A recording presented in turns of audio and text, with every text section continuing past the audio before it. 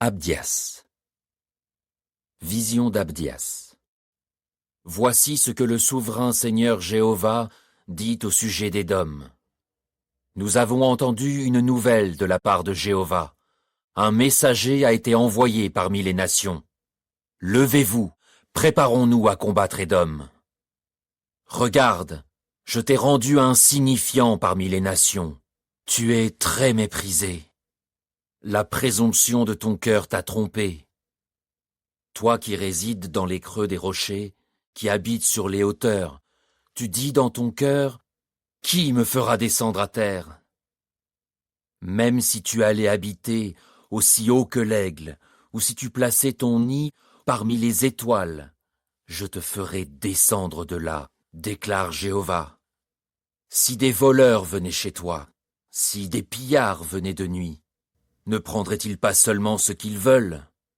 Si des vendangeurs venaient chez toi, ne laisseraient-ils pas quelques grappes? Comme ta destruction sera grande.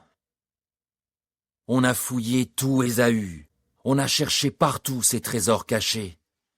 Tes alliés t'ont refoulé jusqu'à la frontière, ils t'ont tous trompé. Les hommes en paix avec toi t'ont dominé. Ceux qui mangeaient du pain avec toi placeront un piège sous tes pas, mais tu ne le remarqueras pas. En ce jour-là, déclare Jéhovah, est-ce que d'Édom, je ne ferai pas disparaître les sages, et de la région montagneuse d'Ésaü, le discernement?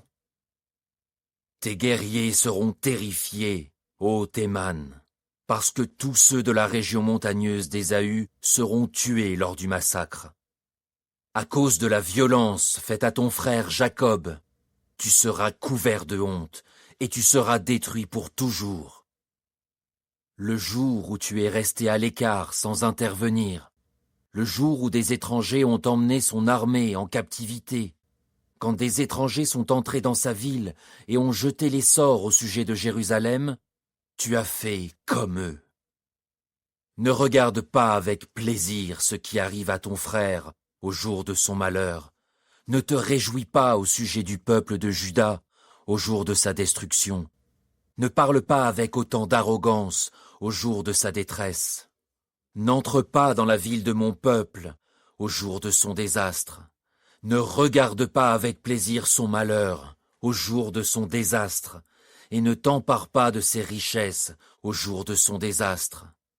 Ne te tiens pas au carrefour pour tuer ses rescapés, et ne livre pas ses survivants à l'ennemi au jour de la détresse. Car le jour de Jéhovah contre toutes les nations est proche. Comme tu as fait, il te sera fait. On te traitera de la manière dont tu as traité les autres. En effet, de la même façon que tu as bu sur ma montagne sainte, toutes les nations boiront constamment. Elles boiront et elles avaleront, et elles seront comme si elles n'avaient jamais existé. Mais les rescapés seront sur le mont Sion, et il sera saint. Et la descendance de Jacob reprendra possession de ce qui lui appartient. La descendance de Jacob deviendra un feu, la descendance de Joseph une flamme, et la descendance d'Ésaü comme de la paille qu'elles embraseront et consumeront.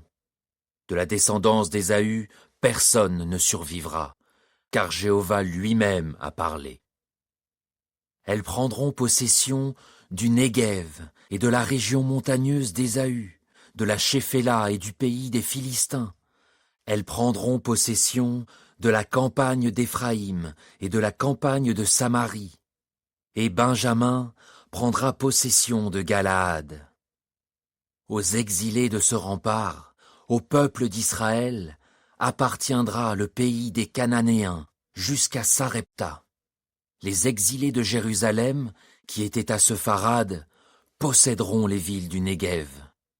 Des sauveurs monteront au mont Sion pour juger la région montagneuse d'Ésaü, et la royauté appartiendra à Jéhovah.